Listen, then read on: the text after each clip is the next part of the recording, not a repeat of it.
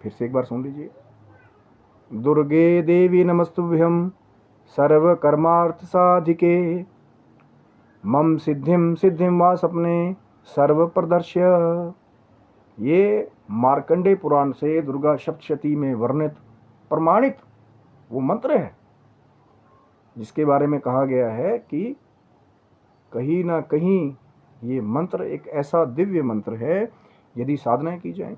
इस मंत्र के द्वारा ध्यान किया जाए, माँ का पूजन किया जाए, जप किया जाए। देखिए, नियम बहुत ज़रूरी है। बिना नियम के यदि मैं आपको कह दूं कि कुछ भी आप खा पी लेंगे, आप एक अनुष्ठान जैसा ही इसको समझ लीजिए।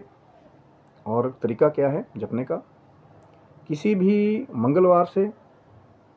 या जैसे शुक्ल पक्ष के बारे में बहुत सारे हमारे जो विद्वान हैं वो कहते हैं कि जो गतिविधियां शुक्ल पक्ष में शुरू की जाती, मान लीजिए शुक्ल पक्ष की अष्टमी है, नौमी है, या कोई भी मंगलवार है। अब जो दूसरे अगर नहीं आप वेट कर सकते, आपको कोई विपत्ति आ गई है बहुत बड़ी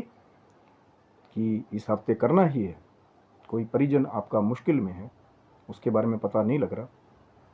तो फिर किसी भी मंगलवार से ये साधना जो है वो आप माँ का नाम लेकर के कि माँ अब हमारे पास समय नहीं है, शुरू कर सकते हैं। नहीं तो शुक्ल, अगर आपके पास समय हो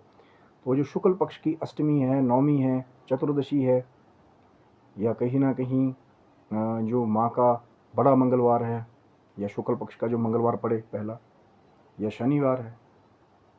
तो फिर आप जो है इस मंत्र की साधना, पहले आपने क्या किया, आसन, और जितने दिनों तक हो सकता है कि अगर आप खास अनुष्ठान रूप में इसका जप करेंगे मंत्र का, तो अगर माला पे कर रहे हैं तो रुद्राक्ष की माला का प्रयोग आप कर सकते हैं। पहले अगर माला पे जप करें तो पहले गणेश जी की पहली माला होना बहुत ज़रूरी है, क्योंकि तभी तो जो कहा है ना, शंकर जी का, माँ जी का आशीर्वाद पहले प्राप्त है गणेश जी को, कि पहले गणेश जी का आराधन पूजन करोगे तभी मिलेगा। तो फिर ओम गंग गणपते नमः या ओम श्री गणेशाय नमः, यदि माला पे जप करें, पहली माला गणेश जी की, फिर इस मंत्र की माला शुरू करें। माँ से प्रार्थना करें कि हे माँ, जो हम आपके इस, देखिए किसी दूसरे को बताने की ज़रूरत नहीं, 10 लोगों को जा करके कि मैं जी इस चीज़ के लिए मैं ये चीज़ करता। और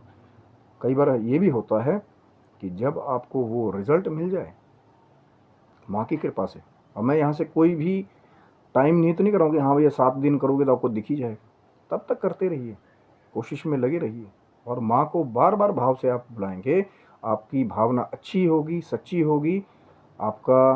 कोई मनोरथ ऐसा होगा जो लोक कल्याण से जुड़ा हुआ होगा, या आपके परिजन के प्रेम से जुड़ा हुआ होगा, तो माँ आपके मनोरथ को जरूर सिद्ध करेगी। आपका विश्वास होगा रटल उस पर।